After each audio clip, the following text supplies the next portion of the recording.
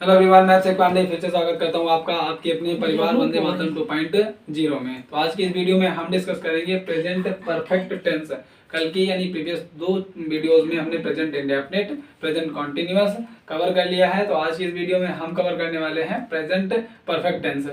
आइए देखते हैं इसके बारे में कुछ जानकारी, यानी प्रेजेंट परफेक्ट टेंस आपका होता क्या है। तो प्रेजेंट परफेक्ट टेंस जैसे नाम से स्पष्ट है, तो इसका हिंदी मीनिंग होती है पूर्ण वर्तमान काल।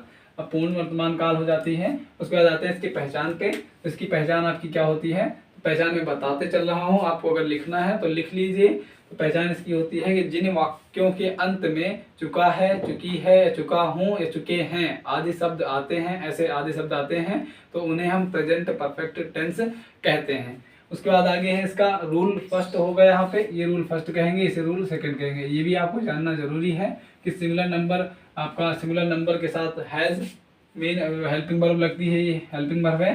तो सिंगुलर नंबर के साथ हैज हेल्पिंग वर्ब लगती है और प्लूरल नंबर के साथ हैव हेल्पिंग वर्ब लगती है। तो यहाँ पे इतना क्लियर हुआ होगा। अब इसका जो तीन पार्ट है, यानी ये असर्टिव, निगेटिव और इंटरोगेटिव, ये तीनों पार्ट आपको हर सेंटेंस में देखने को मिलेंगे। जैसे इंडेफिनिट पढ़ाया मैंने, उसमें भी असर्टिव, निगेटिव, इंटरोगेटिव होता है। प्रेजेंट कॉन्टिन्यूअस पढ़ाया, उसमें भी असर्टिव, निगेटिव और इंटरोगेटिव होता है।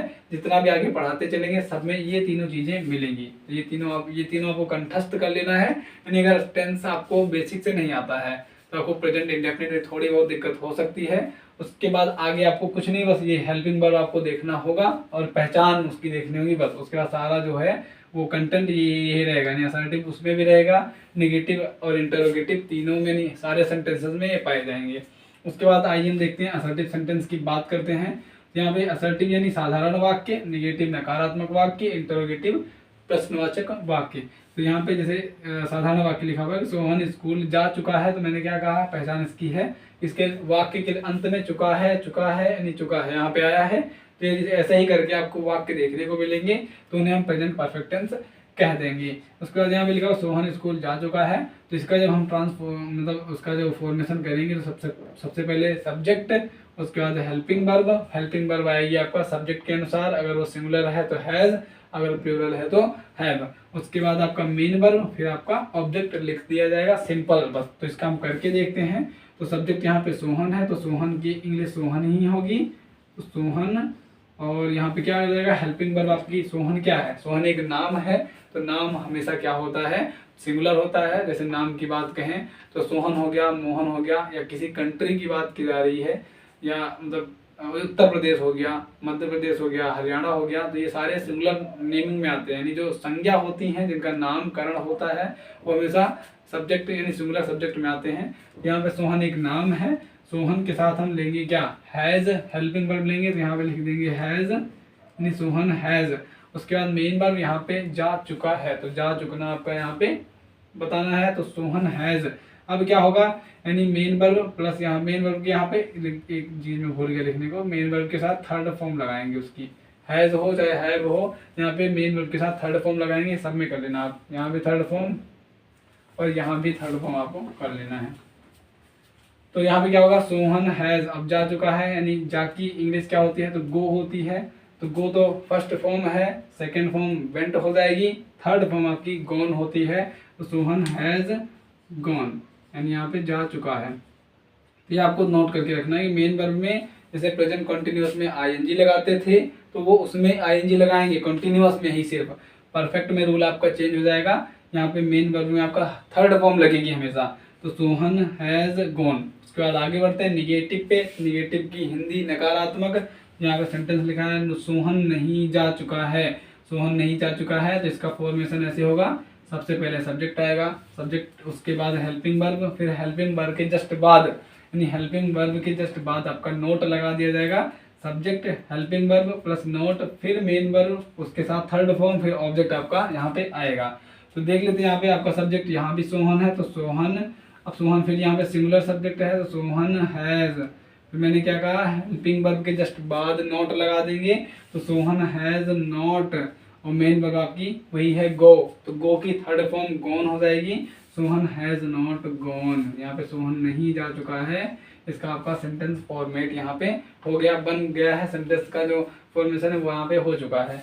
उसके बाद आते हैं इंटरोगेटिव पे प्रश्नवाचक यानी, और ये भी ध्यान रखना आपका, हमेशा अगर प्रश्नवाचक वाक्य लिखा है तो उसके लास्ट में हमें ये लगा देना है, जो आपका क्वेश्चन मार्क का साइन होता है वो हमें लगाना है। तो सोहन स्कूल कब जा चुका है, तो ये इंटरोगेटिव सेंटेंस है।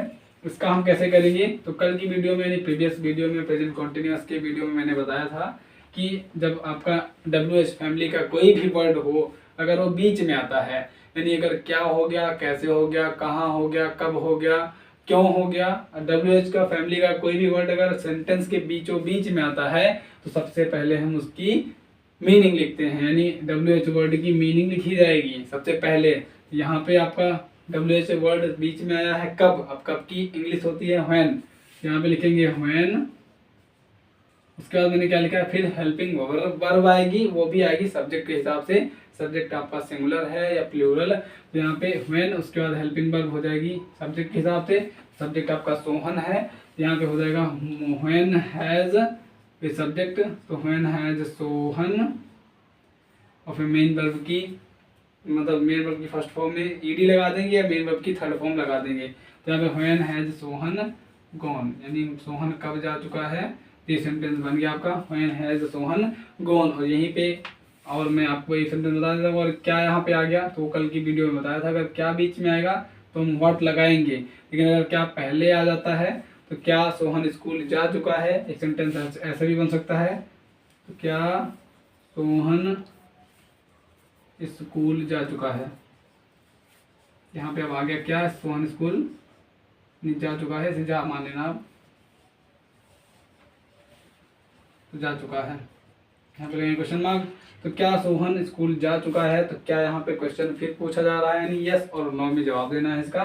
तो क्या यहाँ पे आ जाएगा, तो क्या अगर शुरुआत में रहता है तो हम किससे शुरुआत करते हैं, हेल्पिंग वर्ब से शुरुआत करते हैं, तो हेल्पिंग वर्ब आपका यहाँ पे हो जाएगा हैज, और सोहन सिमिलर है तो हैज लगा दिया हमने, तो हैज सोहन गॉन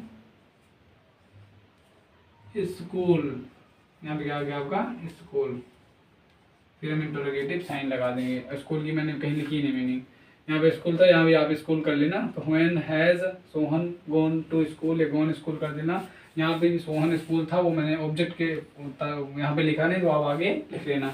आशा करता हूँ होगा प्रेजेंट परफेक्ट टेंस आपको समझ में आ चुका होगा। मैं रिपीट एक बार दोबारा से कर देता हूँ कि टेंस यहाँ पे आपका कौन सा चल रहा है, प्रेजेंट परफेक्ट टेंस, यानी पूर्ण वर्तमान काल।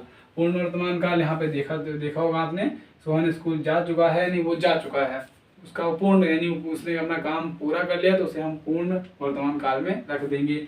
उसका पहचान इसकी मैंने बताई कि आपका प्रेजेंट परफेक्ट का अगर कोई भी वाक्य होगा तो उसके लास्ट में आपको चुका है, चुकी है, चुका हूँ, चुके हैं, ये ऐसे शब्द आपको देखने को मिलेंगे।